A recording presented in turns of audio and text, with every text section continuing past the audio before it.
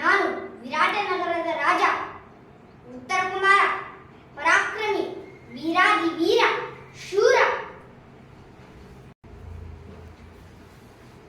ನಾನು ವಿರಾಟನಗರದ ಯುವರಾಣಿ ಉತ್ತರೆ. ನಾನು ವಿರಾಟನಗರದ ಗೋಪಾಲಕ. ಇಲ್ಲಿರವೆಲ್ಲ ಗೋಗಳು ನನ್ನ ಮಕ್ಕಳು. ನಾನು ಮಧ್ಯಮ ಪಾಂಡವ ಅರ್ಜುನ.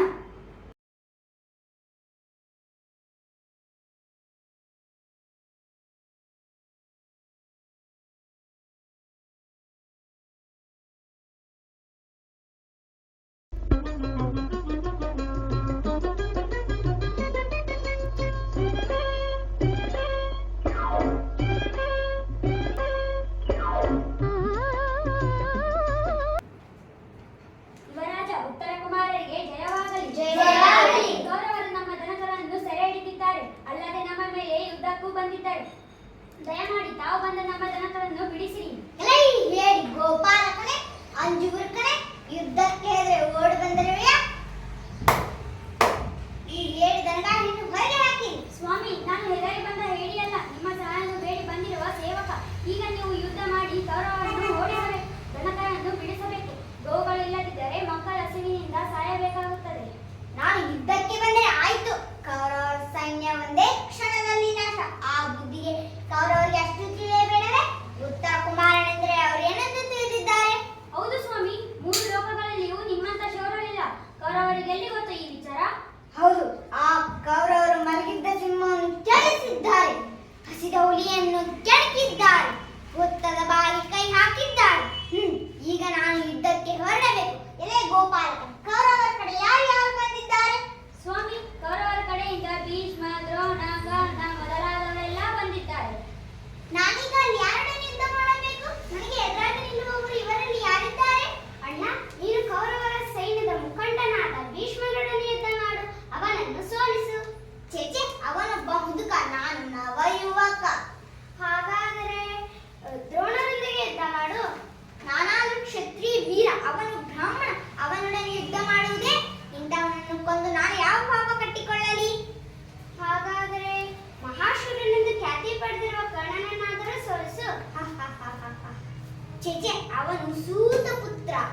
ಹಾಗಾದರೆ ಕೌರವರ ಸೈನ್ಯದ ಮೇಲೆಯೇ ದಾಳಿ ಮಾಡಿಬಿಡು. ಮೂಕ ಪ್ರಾಣಿಗಳ ಮೇಲೆ ದಾಳಿ ಮಾಡುವ ಆ ಕೌರವರ ಸೈನ್ಯ ಅದೆಂತಹ ಸೈನ್ಯ? ಅಣ್ಣ, ನಿನ್ನಂತಹ ವೀರಾದಿ ವೀರರು ಯಾರೂ ಇಲ್ಲ.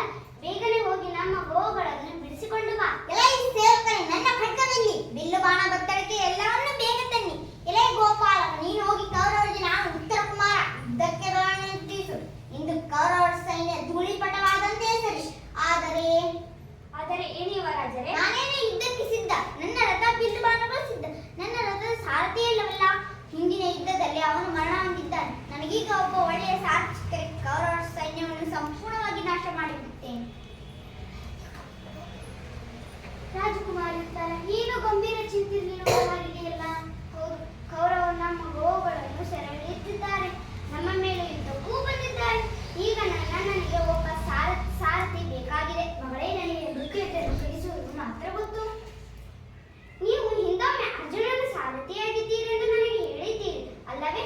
ಶೂರನಾದ ನನಗೆ ನೀವೀಗ ಸಾರಥಿಯಾಗಬೇಕು. ಆಗ ನಿನ್ನನ್ನು ತಿಳಿಸು, ನಾನು ಅವರ ಸಾರಥಿಯಾಗುತ್ತೇನೆ.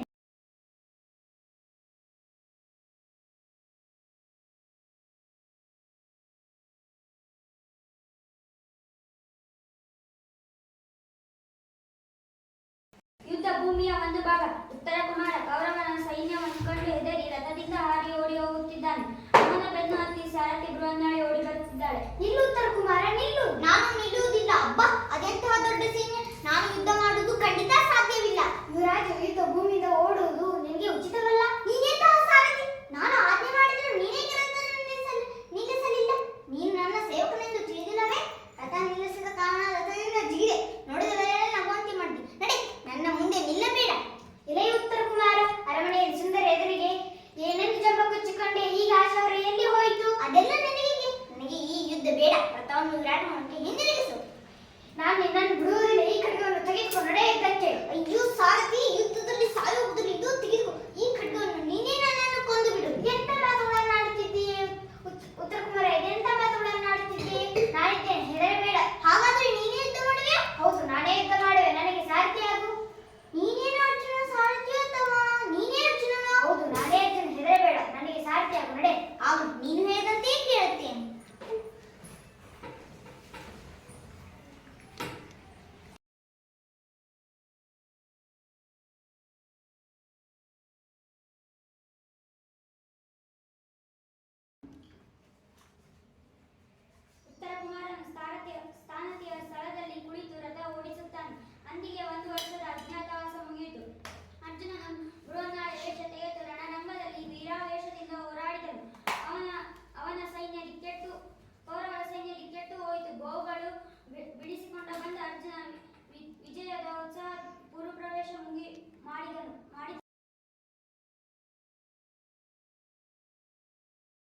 ಧನ್ಯವಾದ.